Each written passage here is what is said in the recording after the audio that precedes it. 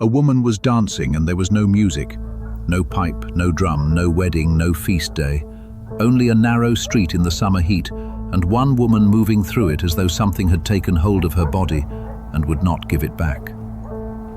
She did not stop. She danced through the afternoon and into the dark, and when her strength failed, she folded to the ground, and then she rose and danced again. 4 days by the later accounts, some say 6, her feet swelled and split and bled into her shoes, and still they carried her. Her husband came out into the street for her. He stood a few feet away and begged her to come inside, to sit, to rest, and whatever had her did not let his voice reach her. Then others began. Within about a week there were more than 30 of them moving in the same lane beside her. They were not laughing, they were not drunk. Their faces were set in something much closer to fear, and they danced the way she danced, as if they too had lost the argument with their own limbs. The city saw this happen in its own streets. Its physicians were called, its councillors met and weighed what they knew and settled on the remedy their medicine gave them.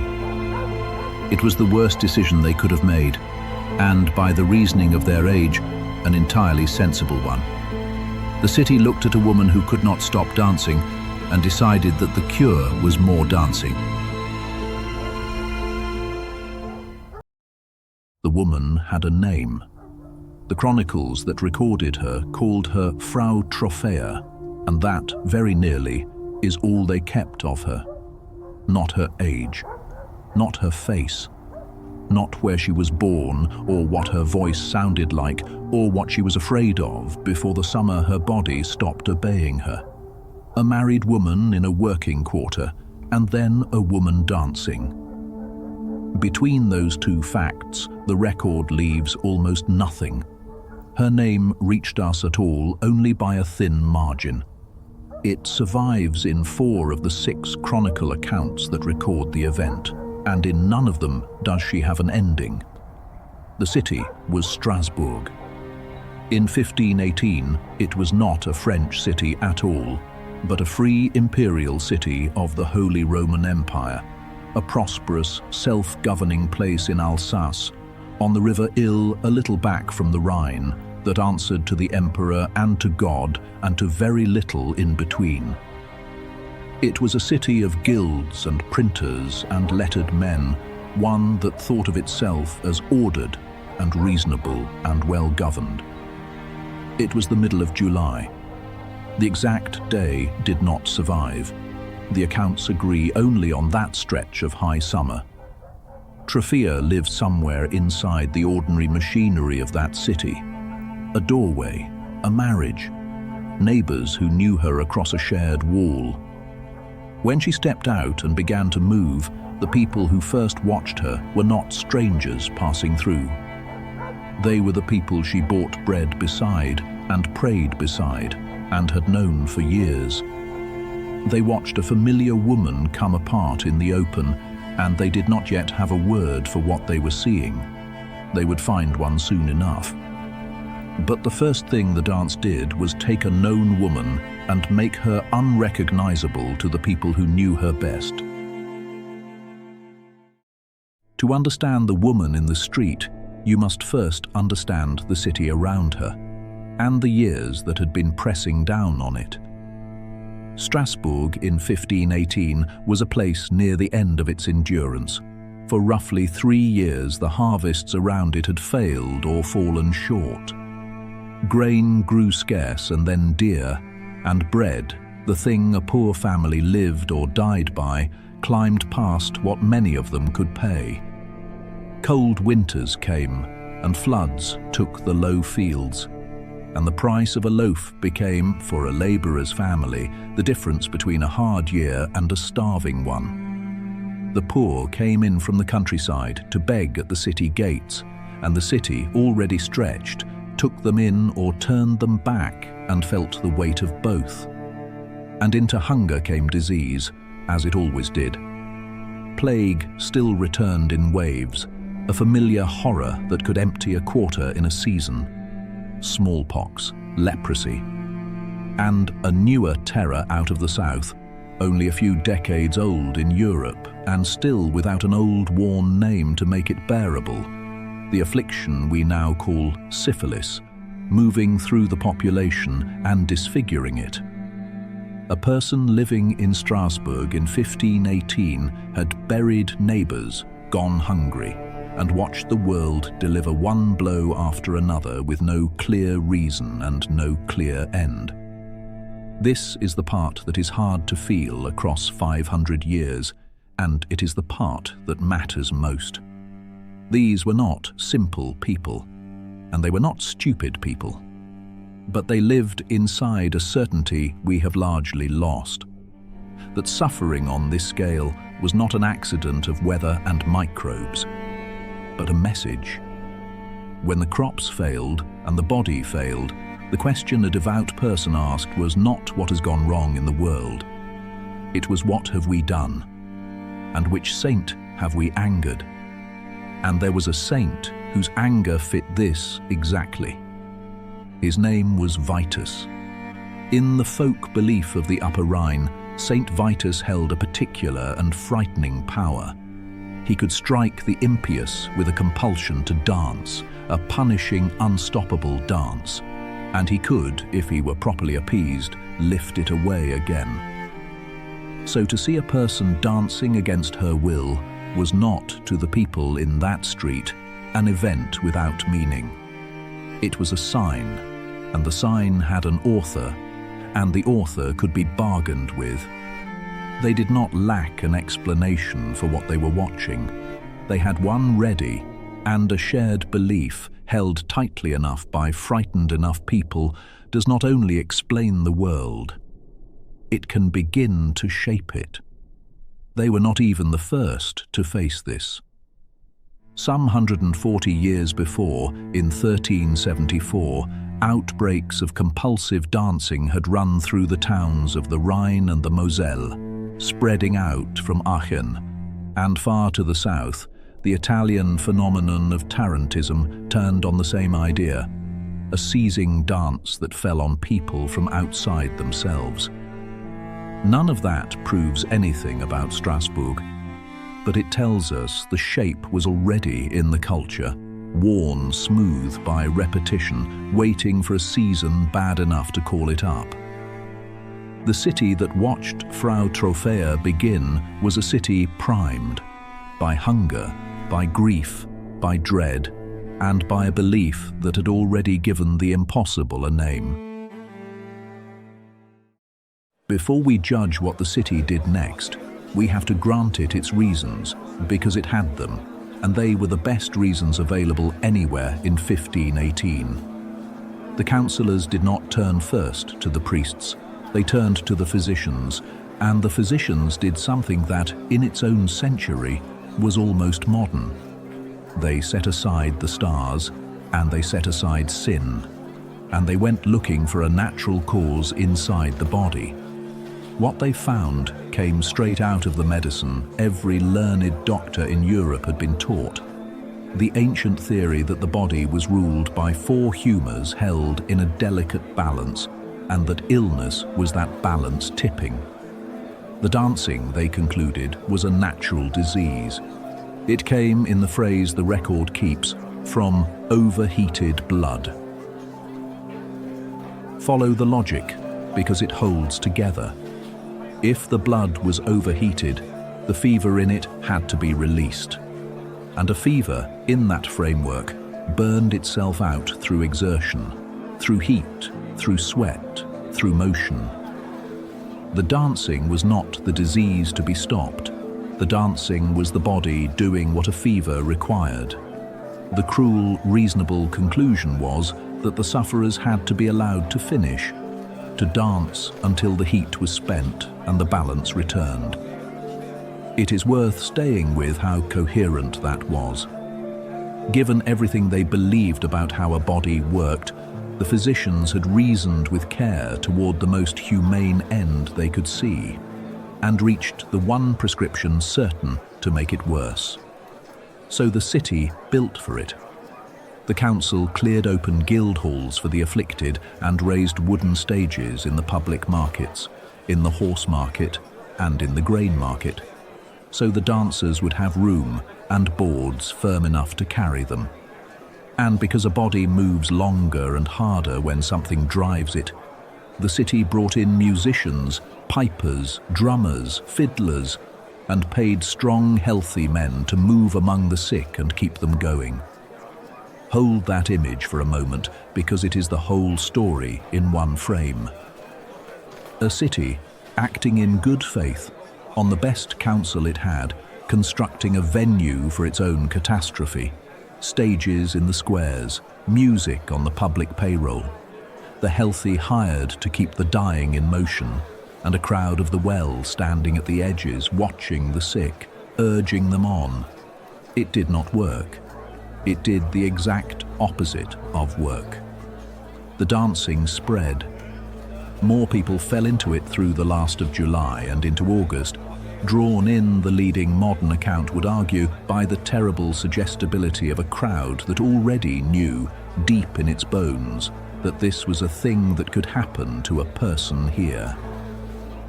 The numbers the chronicles reach for are large, and they are unsteady.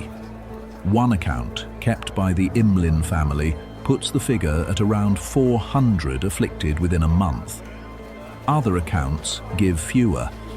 None of them is a census, and we should not pretend the count is firm, but the direction is not in question. The city had written a prescription for the disease, and the prescription was feeding it. Every stage the council raised, and every musician it paid, drew more of the sick into the open, and made the affliction to everyone still well enough to stand and watch look a little more like a fate the city had no power to refuse. And the dancers were failing. This is the part the music made unbearable. On the stages the city had built, to the rhythm the city was paying for, people danced past the end of their strength and could not stop. They dropped on the boards, they were lifted and set upright and moved again. The remedy and the affliction had folded into a single act. The city was no longer watching a sickness spread through its streets. It was hosting one, in its own squares, by its own order. Think of what the ordinary people of Strasbourg were now watching, day after day, in their own marketplaces. Not a festival, not a punishment they could turn away from. Their own neighbours, bakers, servants, wives, men they owed money to, driven past exhaustion on the public boards, buckling and hauled upright to begin again, with the corpse-pale look of people whose bodies had been taken out of their keeping. Somewhere in those weeks the thing stopped resembling a cure to anyone who stood and watched it for an hour. It began to look like exactly what it was. And at some point in that summer, the men in the council chamber looked at what their decision had built and undid it. Consider what that cost them. A governing council, in a city that scrutinized everything it did, admitting in public that the remedy it had ordered had become the wound. The stages came down, the musicians were sent away, and the city that had commanded its people to dance now commanded them to stop. Public dancing was forbidden. Music fell silent across Strasbourg. The order survives, written in the hand of one of the most respected men in the city, Sebastian Brandt, jurist, senior official, and author of the celebrated satire, The Ship of Fools. And the ban carried a single exception, and the exception shows exactly how much they had come to fear. Weddings could still have music, but only strings, no drums, no tambourines. Nothing, in other words, that beat out a rhythm a body could be pulled under by. They had learned it first exactly backwards, and then, too late, exactly right. First the city had fed the dance with rhythm, now it would try to starve it of one. It was the right instinct at last, reached through the wreckage of the wrong one, and it had cost Strasbourg most of a summer to learn it. There was one more remedy to try, and it was the oldest one of all. The worst afflicted were loaded into wagons and carried out of the city, roughly 30 miles up into the hills, to a shrine of Saint Vitus near the town of Saverne. If the saint had sent this, the saint could be asked to take it back. Before an image of him, The sufferers were given the full weight of the rite. Small crosses were pressed into their hands. Their feet were fitted with red shoes. They were sprinkled with holy water, marked with consecrated oil, and led through prayer in incense and candle smoke. Whatever we make of it now, it was not done cruelly.